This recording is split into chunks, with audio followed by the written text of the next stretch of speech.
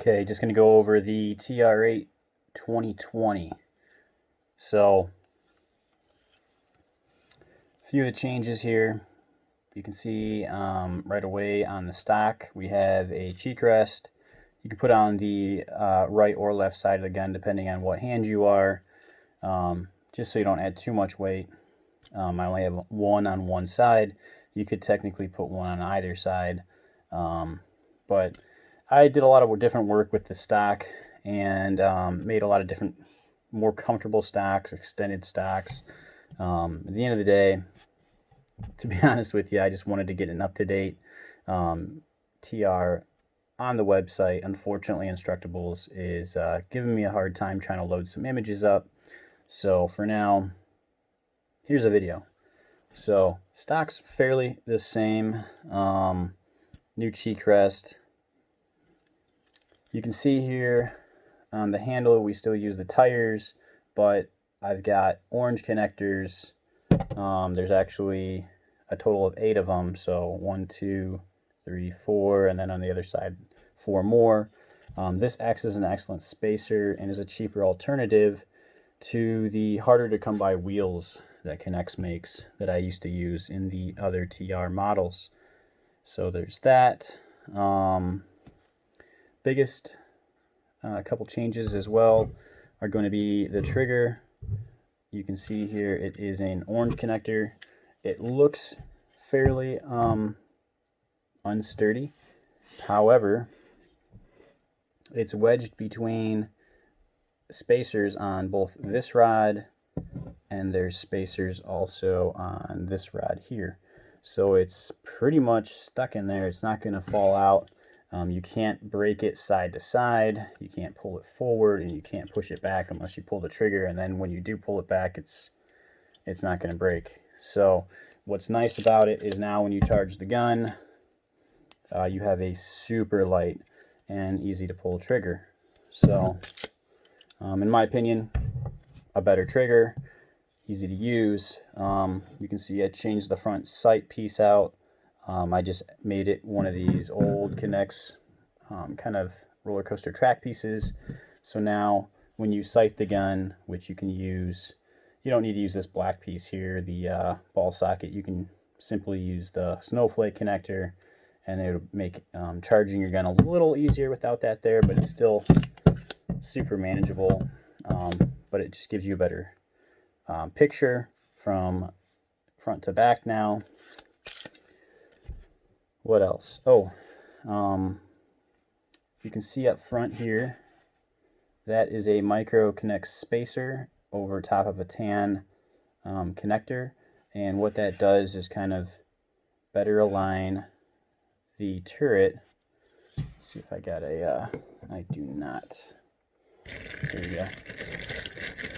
Grab a bag full of the black rods. What it does is when you charge it, better aligns the turret up. That mini pin on the turret is now straight in line with your sights. You can see how straight up and down that is now. It's no longer slightly off. So just a slight improvement there, which all those little improvements add up to be kind of nice. This is all the same on the body. I just took the front foregrip attachment off. You can add whatever type you want on there, or just use none, kind of like I have it, which is comfortable and lightweight. So basically you have a better all-around gun. It's still as reliable, if not more. The trigger is, in my opinion, more comfortable. It's a lighter pull because the lever on it is actually longer, and because it's only one piece instead of like a little Y piece connector on the bottom. It just feels better. You have more to pull, and the pull is really light. So super nice trigger. Everything's still easy to work on. You still have the firing pin, which hasn't changed since the last time. That pin has just worked really well. Mind you, I haven't really messed around with any of these things in a long time. It just so happens that the entire country's on lockdown, so there's a lot more spare time to kind of work on things. So turret still auto rotates. Turret's exactly the same as last time. There's been zero issues with that. You still have the pins that are removable. Just kind of pop off that blue clip, take the white rod out, put a new one in, pop that blue clip back on, and you're good to go. You still have the ratchet mechanism, and if you want to release the mechanism, the ratchet, you have this piece, which is an orange rod on the side. Kind of pop that back into place. To completely remove the turret, you got to remove this. You got to kind of move that off to the side, and that'll allow you to gain access to this black Y-con. Let's get that out of there. So you have this piece, which connects to the end of the turret, which allows it to freely spin. And that just sits right on in the gun there. So yeah, overall, super comfortable, super reliable, nice and lightweight. You can make a more comfortable stock. I've made a few, but in terms of just being reliable, sturdy, and what I was happy with, ultimately I just didn't really change it. A lot of people are really good at putting pieces together. I'm not so much. I'm better at just kind of throwing things together in a way that they're going to work. It's going to be strong and reliable.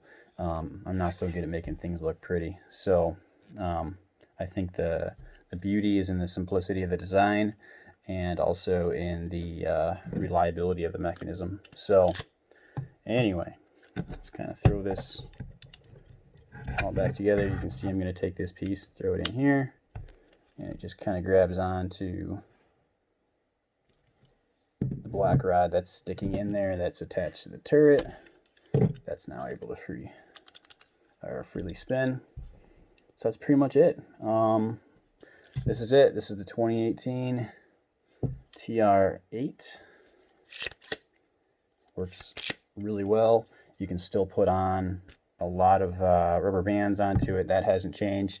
So if you use fin ammo, which is basically just a orange or red rod like you see here, with some fins that I've made in the past, you might be able to find instructions for those elsewhere under Killer K or whatever else.